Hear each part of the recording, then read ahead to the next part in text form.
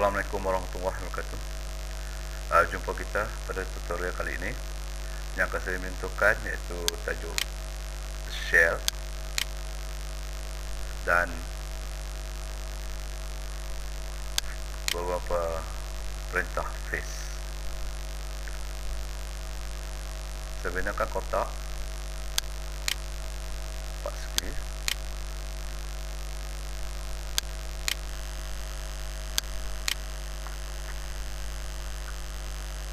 Klik pada ikon share dan pilih 3D solid dan permukaannya nak dilubangkan dan enter. Di bawah command kita masukkan nilai offset distance, itu saya letakkan 10 dan saya enter. Secara automatik kotak tersebut menjadi lubang dan saya gunakan pula face color, color face, saya warnakan color face. Pilih permukaannya hadapan ni, saya enter.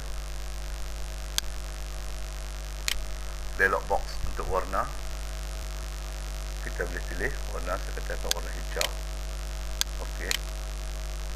Itu juga kita boleh pilih di bahagian-bahagian yang lain-lain, contohnya seperti di sebelah atas ataupun sebelah sisi. Kemudian di bawah perintah command line, dia menanyakan sama ada kita nak mewarna lagi ataupun tidak. Kalau kita nak, kita boleh gunakan color, iaitu tag dengan L, enter. Pilih permukaan yang nak diwarnakan dan enter. Saya katakan sini adalah warna kuning dan saya enter. Satu lagi ialah perintah extrude face. Kita gunakan extrude face. Saya gunakan dua kotak yang berbeza.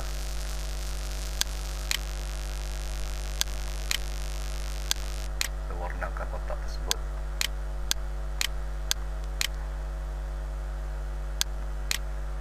Dengan berwarna merah.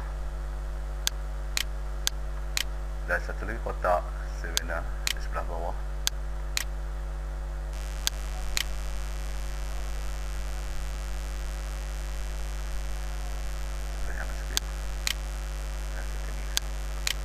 Dan kotak ni pun saya warnakan dengan warna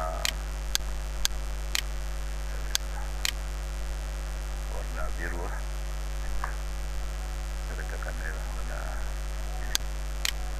Okey.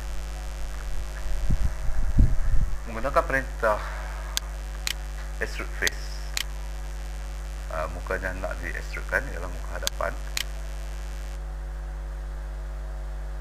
Saya enter.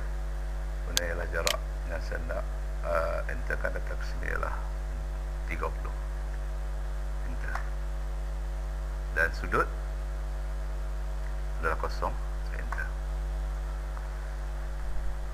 Begitu juga apabila saya menggunakan taper, iaitu taper face. Sebelah atasnya ini saya nak taperkan, saya enter. Saya pilih ujung sana dan saya nak taper, rendahkan di bahagian hadapan, iaitu dengan angle di sini ialah saya letakkan angle 20. Enter. Sekarang saya dapat perubahan objek tersebut. Sekian, terima kasih. Kita akan jumpa lagi di tutorial yang lain. Bye bye.